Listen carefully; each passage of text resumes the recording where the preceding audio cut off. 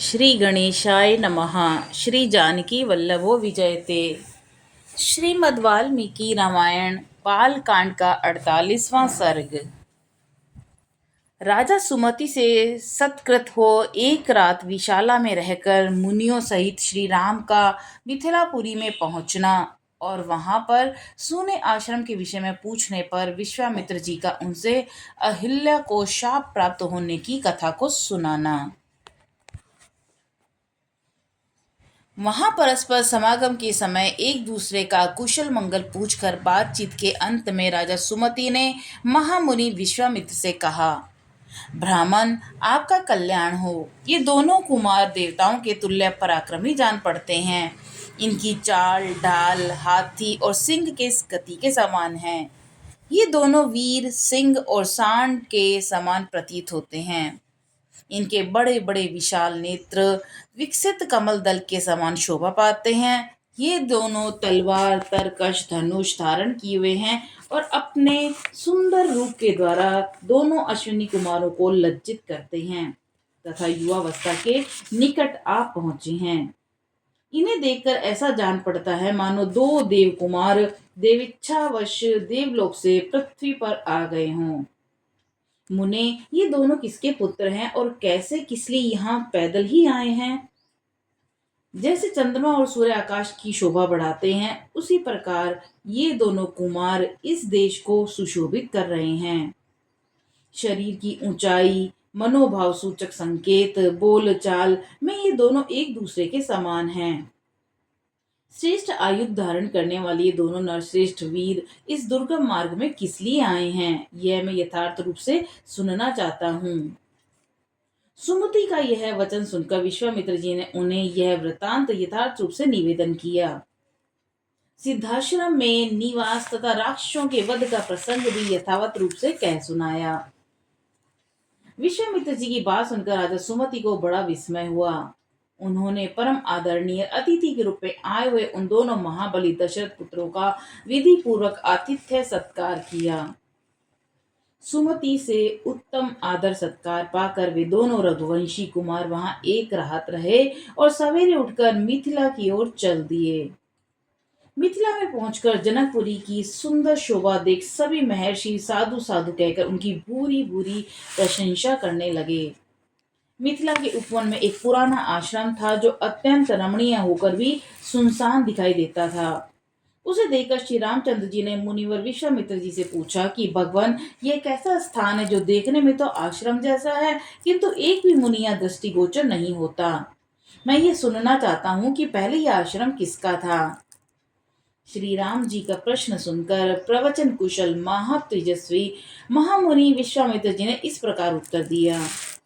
रघुनंदन, पूर्व काल में यह जिस महात्मा का आश्रम था, उन्होंने क्रोध पूर्वक इसे श्राप दे दिया था। उनका तथा उनके इस आश्रम का सब वृतांत तुमसे कहता हूँ, तुम यथार्थ रूप से इसको सुनो। नरश्रेष्ठ, पूर्व काल में यह स्थान महात्मा गौतम का आश्रम था। उस समय यह आश्रम बड़ा ही दिव्य जान पड़ता था। देवता भी इसकी पूजा और प्रशंसा किया करते थे। महायशस्वी राजपुत्र पूर्व काल में महर्षि गौतम अपनी पत्नी अहल्या के साथ रहकर यहाँ तपस्या करते थे। उन्होंने बहुत वर्षों तक यहाँ पर तप किया था। एक दिन जब महर्षि गौतम आश्रम पर नहीं थे, उपयुक्त अवसर समझकर शचीपति इंद्र गौतम मुनि का वेश धारण किए वहां आए और अहिल्या से इस प्रकार बोले। सदा सावधान रहने वाली सुंदरी, रति की इच्छा रखने वाली प्रार्थी पुरुष ऋतुकाल की प्रतीक्षा नहीं करते हैं। सुंदर कटी प्रदेश वाली सुंदरी, मैं इंद्र तुम्हारे साथ समागम करना चाहता हूँ।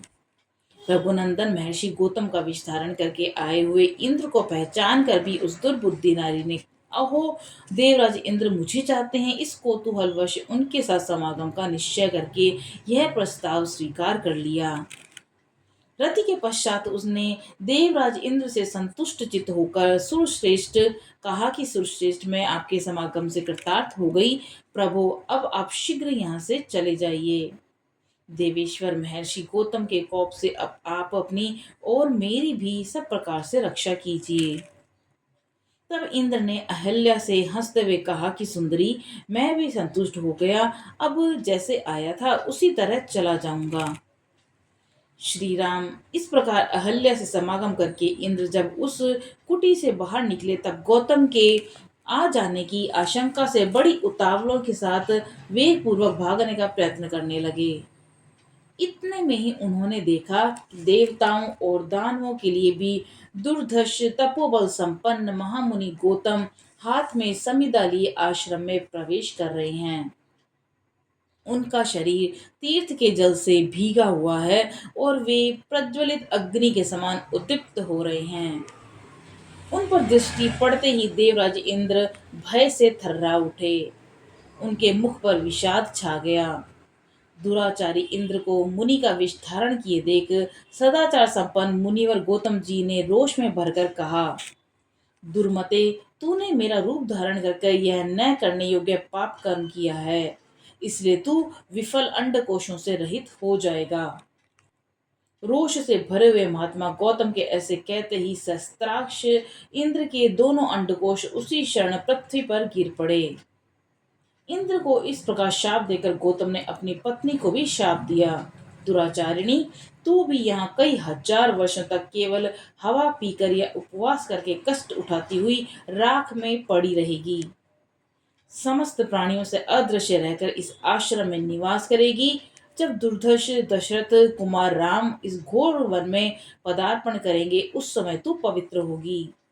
उनका आतिथ्य सत्कार करने से तेरे लोभ मोह आदि दोष दोष दूर हो जाएंगे और तू प्रसन्नता पूर्वक मेरे पास पहुंचकर अपना पूर्व शरीर धारण कर लेगी। अपनी दुराचारिणी पत्नी से ऐसा कहकर महातेजस्वी महातपस्वी गौतम इस आश्रम को छोड़कर चले गए और सिद्धोच्चारणों से सेवित हिमालय के रमणीय शिखर पर रहकर तपस्या करने लगे।